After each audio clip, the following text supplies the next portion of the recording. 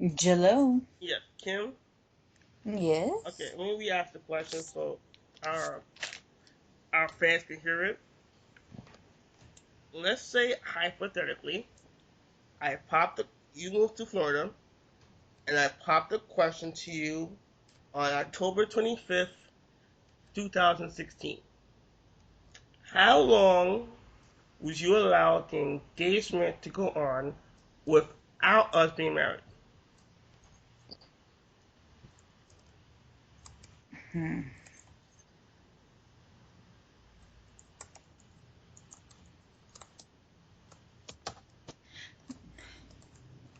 It depends. No, I wouldn't let it go on too long. If you propose to me, it's time to set it up. I'm not having a party. I'm not. We're going to call and make an appointment to the. Where is it that you're supposed to get married legally? Church or courthouse? A courthouse. Like Sex in the City got married. Oh my god, I didn't watch that movie. You didn't. That was a good movie. You should pay attention. See, this is what's wrong with men. You don't watch girly chicks. That's why you don't understand us. Hey, I watched Fools Rush In. I watched A Walk to Remember. But that's not Fools Rush In. Is not. Well, oh God. Sex in the City is a girly movie.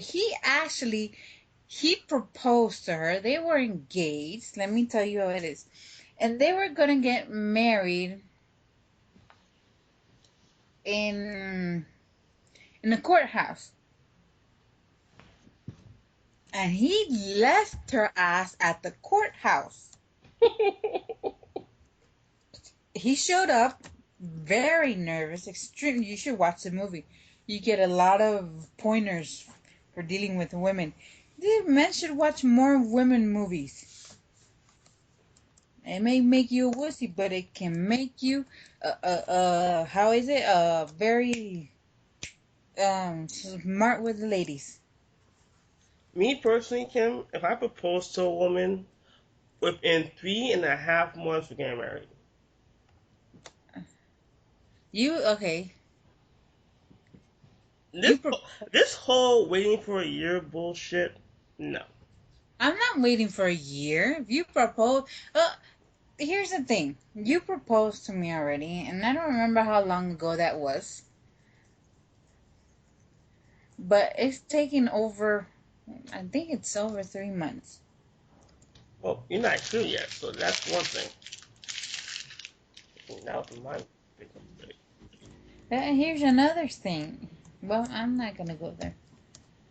No, That, I'm saying if the person is in the same facility as you are, as in the same country or state as you are.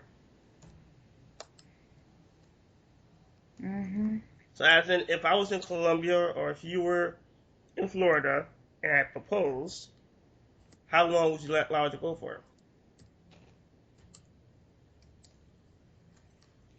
Well, like in my case, since I'm not going to church and doing the home marriage thing at church thing, at least those are not my plans unless I'm being talked into something else. That's a different story. Um, I'm not waiting more than 2 to 3 months. I'm setting up the appointment and we're going to the the what you call it house or the office where you get legally married. And that's all. That's all that's happening.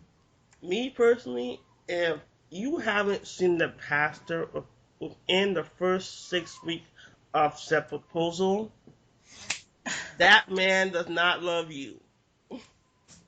Well, see, no, then He does pop the damn question to keep your ass. even before that,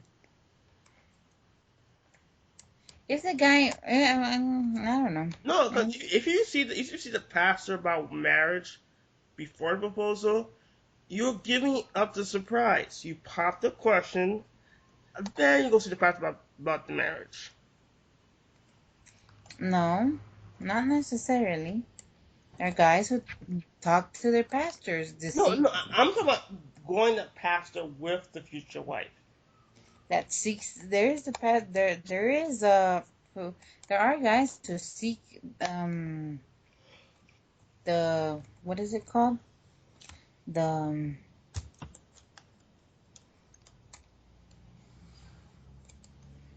there is a thing. Well, pastor, I'm in love.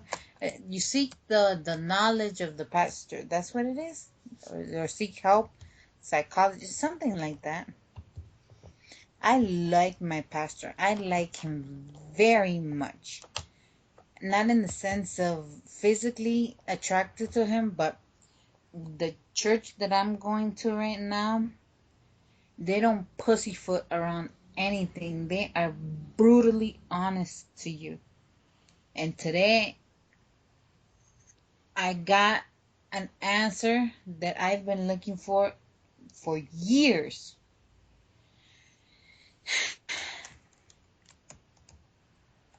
And I like getting this knowledge, and I keep praying to Jesus, to my Father, to the one and only, to let me remember everything. You know, it's one thing I don't do talking about this to the guys in my garage. I don't make the joke about them being bald and ashamed because A, they're not, and B, I know if I did ever crack that said joke, the moment I got married, all I will be hearing, "Oh, Greg, it'll be bald and ashamed within 2 weeks." Watch, bald and ashamed as in me being pussy whipped. Balls and chain. No, the old ball and chain. No, I don't know. I'm not necessarily. See, this is coming from people who don't have girlfriends or don't have wives, and they're telling you the old ball and chain.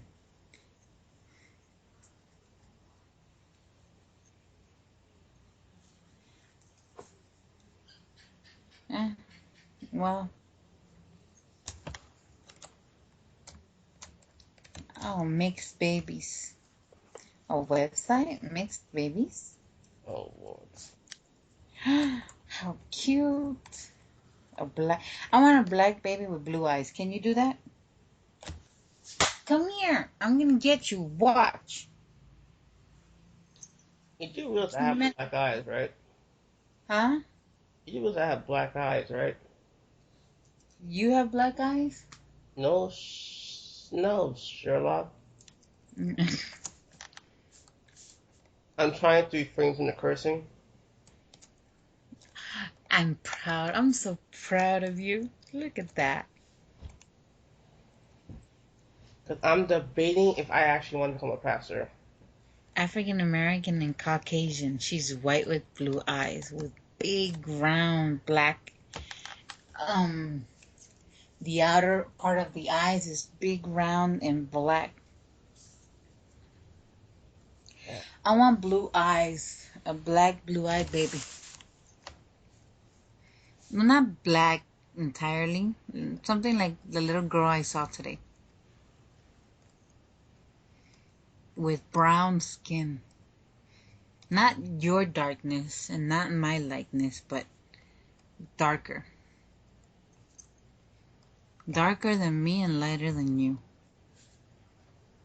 Not with your hair. If she inherits your hair, I'm giving her to your sister. Oh God, no. I can't deal with my own hair. What am I supposed to do with your hair? Oh God, no. Mm. I Well, don't know how to braid. As a matter of fact, I don't even like braids. plus, I know one of those marriage Jamaican guy, which I wish I could marry a Jamaican woman, but that's not gonna happen anytime soon. And Now the what? And the other one, I think she wants to be with a European type of man.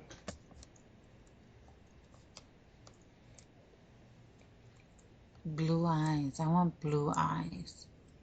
If I can't have a Latina, I want Jamaican. Oh, last question, since you have like 5 minutes left. I'm debating if I want to become a pastor for adults with special needs, and I want your We feminine went, advice on that. we went over this. Yeah, Oh, but I want to go over it on said podcast. oh, okay. Um, you're talking about over the internet? Yep,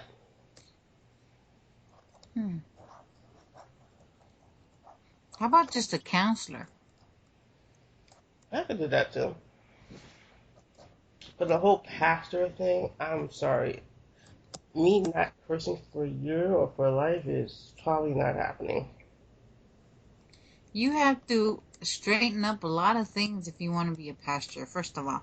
I can tell you that much. If you're thinking about it, there's a lot of studying you have to do and a lot of straightening up. As in what? Since we have like 3 minutes left?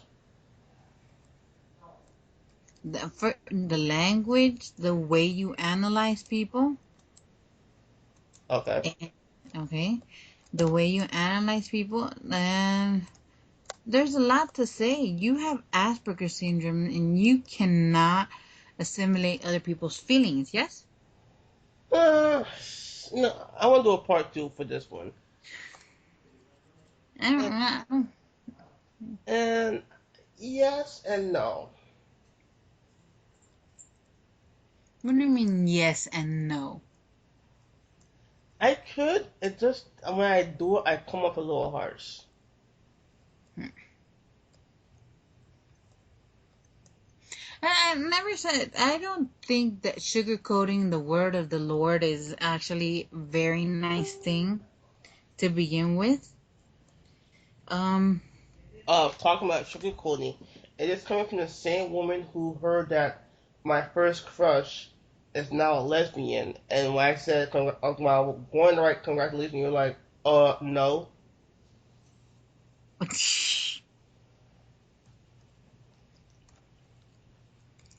well, Yes, yes, audience, you heard me correctly. I told Kimberly my first crush is now engaged to a woman who's African American, which is quite surprising, mind you. I was going to write congratulations, which I did behind Kim's back. Kim goes, "Oh, you should not, because what she's doing is an abomination to the Lord." it End is. quote. Huh? It is an abomination. It's a, Jesus, from what I understand and reading and gaining knowledge every time you go to Bible study, the Lord doesn't unlike you. He died in the cross. Our sins are already taken care of because of what the Lord did for us. The thing is that He doesn't want you to continue to do this. He doesn't like the fact that you're doing this. It's not that He doesn't like you. So all those picket signs that are talking about lesbians and gays, oh, the Lord doesn't like that, or the Lord hates you because of the Lord doesn't hate anybody. He died in the cross for all our sins to begin with. Kim, this is ending part one, coming back for part two.